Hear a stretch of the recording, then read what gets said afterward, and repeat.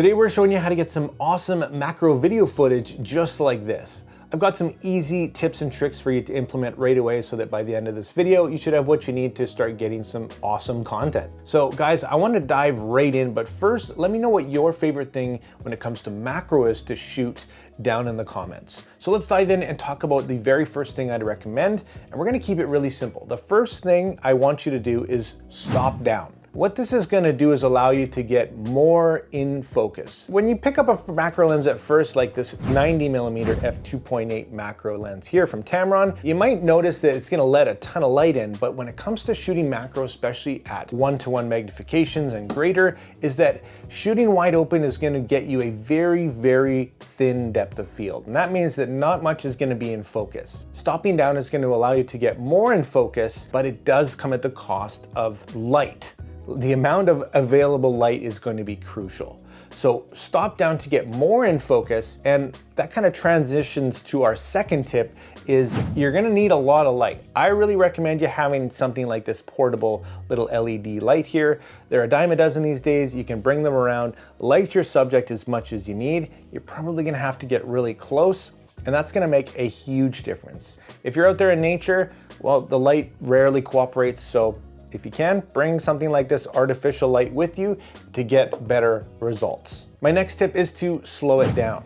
And what I mean by this is I want you to have some capacity to make your footage slower. Slow motion, you can either do it in post or you can use software to do it. If you don't have a ton of technical experience, you don't know kind of shooting 60 or 120 frames per second, there are softwares like Topaz Labs Video AI where you can throw in any clip at any frame rate and it's gonna slow it down for you, give you some nice buttery smooth slow-mo easily and quickly. So if that's something you're looking at, I will drop a link here to show you exactly what that is and what that's capable of. It does come, of course, at an additional cost, but if you have the capacity, shoot in slow motion, and that's gonna really add to your footage. That said, the other part of slowing it down, I also want you to use very slow and controlled movements of your camera.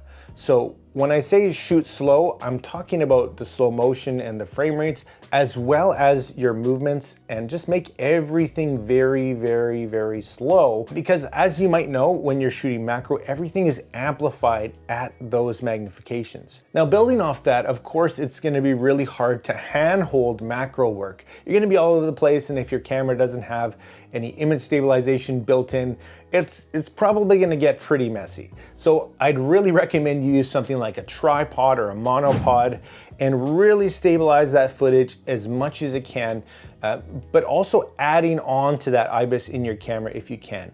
Be as stable and controlled as you possibly can all the time. If you're getting serious about macro and you want some really neat and dynamic shots that you saw earlier, I'd recommend picking up something like this slider here. Now this is definitely kind of overkill for most, but you can get some really great shots as you saw. It's gonna really stabilize your footage. You can completely control the speed of your lens, of your camera. Oftentimes you can't control your subject, but it does give you a really great baseline in which to work with your footage. So these days for me personally, I find myself reaching for the slider more often than not when I'm shooting any kind of macro video. Have a look at these two clips here. One is straight out of camera and it looks pretty bland, where this one is adding the illusion of zooming and changing positions, which I've done in Premiere Pro in post simply by adding a few keyframes, changing the scale and position over time. Now diving into the camera for a second, the settings that are going to be absolutely crucial to good footage. One of them is often overlooked, and if you miss this one, if you're shooting in autofocus, you can get some really disappointing jittery footage.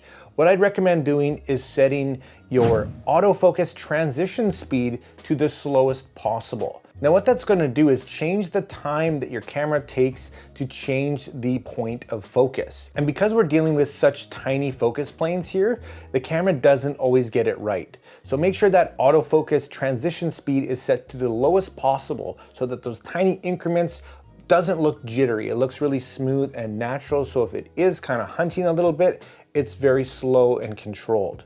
Every camera's menu and settings are going to differ a little bit, but here's what the setting looks like on my Sony a7 IV. The slowest setting might actually be too slow for what you're shooting, so play around and see what works best for you.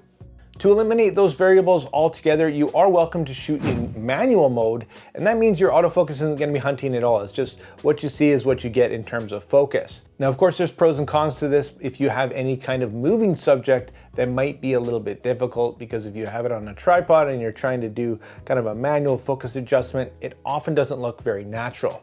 So if you have a static subject like a flower or something, throw that into manual and off you go. Here's a look behind the scenes using my slider. I've got an A to B point set up with a loop feature. I've got active tracking with a very slow transition speed like we talked about. And I've also got the slider moving very slowly to avoid any issues as well. Let me know what you think. Now finally, you don't need a macro lens to actually shoot macro. You could always have a half macro and then just crop and post or zoom in later. Now keep in mind, if you are getting more and more into macro and you want to have those higher magnifications, more and more in to get those details out, just know that it's going to become more increasingly difficult and tedious and just annoying, but if you can pull it off, the results are just incredible. So if you have to use that digital zoom later, again, make sure you have a very solid tripod setup. Hand holding is really not recommended for anything kind of more than 1-to-1 magnification. It gets into really shaky territory there.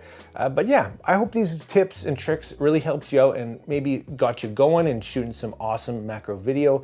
And make sure you drop all your questions in your comments down below, guys. Hit that like and subscribe button if you did find this video helpful, and I'll list all my gear and all my favorite things to do with macro down in the description for you to check out. Thanks so much for watching, guys, and like always, make mistakes, be yourself, and get out there and take some more pictures. See you next time.